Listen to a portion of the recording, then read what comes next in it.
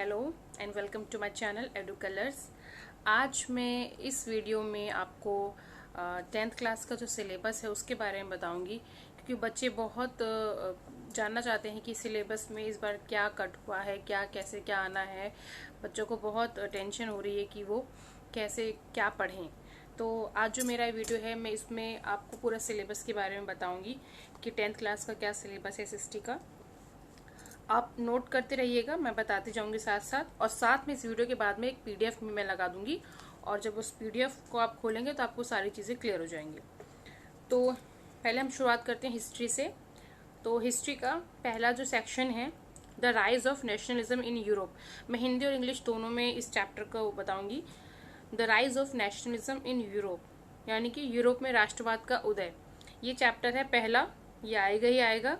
उसके बाद है सेकेंड चैप्टर है नेशनलिज्म इन इंडिया, यानी भारत में राष्ट्रवाद, ये चैप्टर भी आएगा। सेक्शन 2 से क्या आएगा?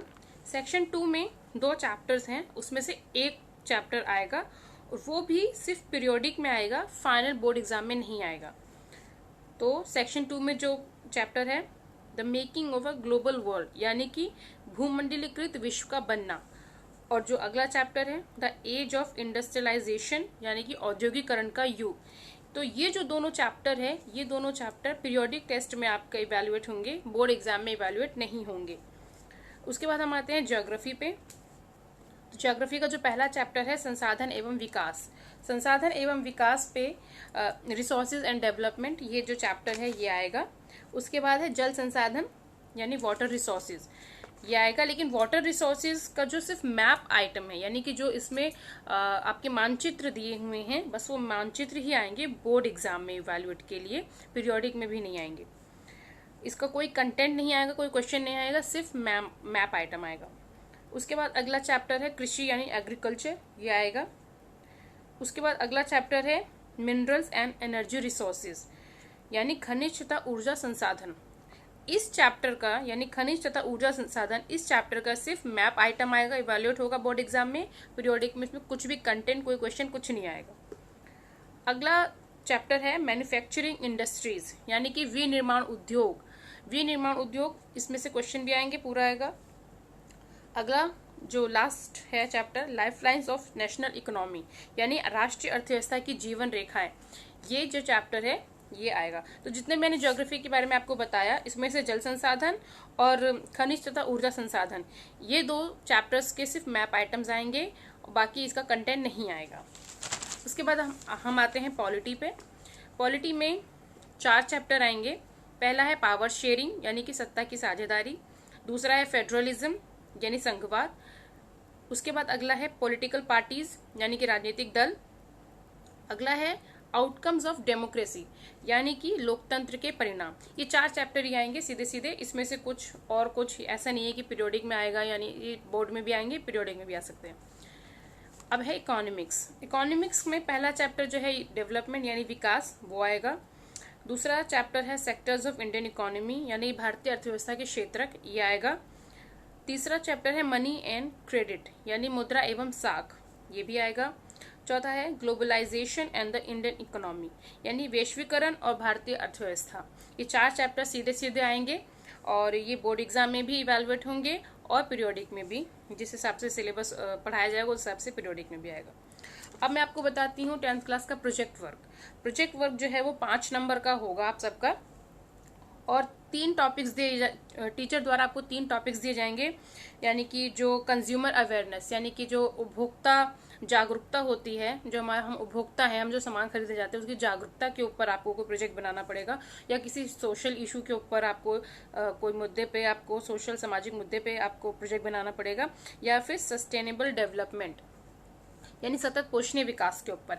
इन तीनों में से जो मैंने नाम बताए, इनमें से किसी एक टॉपिक के ऊपर आपको प्रोजेक्ट बनाना होगा, और टाइम से, जो भी मैम आपको टाइम देती हैं उस विद इन पीरियड आपको सबमिट कराना होगा।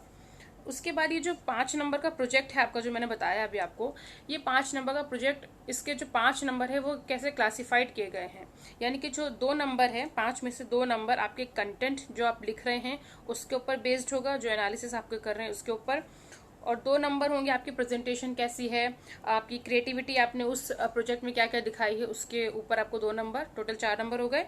बचा 1 नंबर, वो आपके वाइवा, यानी कि आप उसको प्रेजेंट कैसे कर रहे हैं, आप किस तरह से बता रहे हैं उस प्रोजेक्ट के बारे में, अपने क्या आपके क्या थॉट्स क्या हैं, किस तरीके से आप उसको टीचर के सामने प्रेजेंट कर रहे हैं। तो ये टोटल 5 नंबर का आपका जो प्रोजेक्ट है हैंड रिटन होना चाहिए। और अगर आप प्रोजेक्ट के साथ कोई मॉडल वगैरह आप सबमिट करते हैं, बनाते हैं, तो वो इको फ्रेंडली होना चाहिए और कम खर्चीला होना चाहिए, उस पर ज़्यादा पैसा सा खर्च नहीं करना।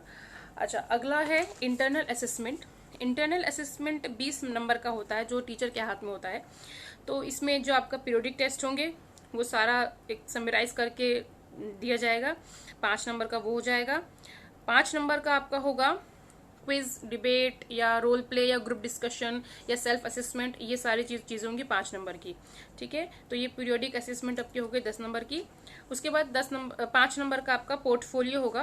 पोर्टफोलियो में क्या आता है, पोर्टफोलियो में जैसे क्लास वर्क आ गए, असाइनमेंट आ गए, या आपने कोई 1 मार्क के आपके ऑब्जेक्टिव क्वेश्चंस आ गए जो आप कॉपी में क्वेश्चंस के साथ साथ कर रहे हैं, तो वो 5 नंबर के।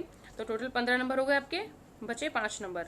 तो 5 नंबर का आपका सब्जेक्ट एनरिचमेंट एक्टिविटी, इसमें आपका ये 5 नंबर, ये सब्जेक्ट एनरिचमेंट, ये बेसिकली आपका 5 नंबर का प्रोजेक्ट ही है जो इसमें काउंट होगा। तो टोटल 20 नंबर, 80 का आपका बोर्ड के एग्जाम का पेपर आएगा, क्वेश्चन पेपर आएगा, और 20 नंबर ये टीचर के हाथ में होगा जो आपको दिए जाएंगे। अगर मैं इस वीडियो में बताऊंगी तो बहुत लंबा बन जाएगा, प्लस शायद बच्चे थोड़े कंफ्यूज भी हो जाए। तो मैप वाला जो पोर्शन है वो पीडीएफ में ही है, वो उससे वहाँ से आप देख लीजिएगा, क्योंकि मैप में हर एक चैप्टर्स में से मैप का कंटेंट जो है वो काफ़ी ज़्यादा हो जाता है। तो मैप का जो भी कंटेंट है, जो भी मैप में क्या आएगा, किस चैप्टर्स में क्या क्या चीज़ें पूछेंगे, तो वो पीडीएफ में लिखा हुआ है सारा, तो आप वहाँ से देख लीजिएगा। इस वीडियो के साथ मैं पीडीएफ अटैच कर दूंगी। तो ये 10th क्लास का सिलेबस यहाँ कंप्लीट होता है। और अगर आपको ये मेरा वीडियो अच्छा लगता है तो please like, comment and share. नए व्यूवर्स मेरे चैनल को सब्सक्राइब करें। Thank you so much.